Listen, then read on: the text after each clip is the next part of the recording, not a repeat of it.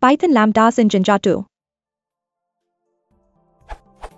I use Jinja2 as a website template engine, and all helper functions used in templates I've implemented as macros, but for one.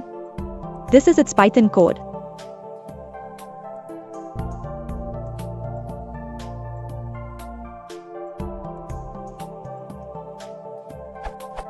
It returns CSS class for an arrow, which is closest to the specified angle.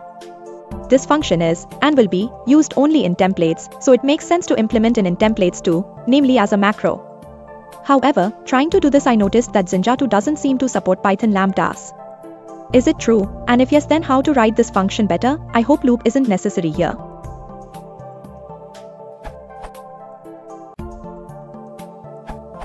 Register it as a filter.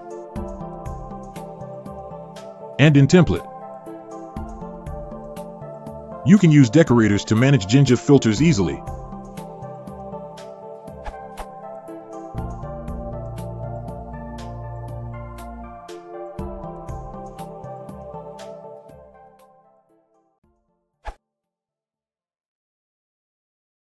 If you want to support the channel, please consider liking and subscribing.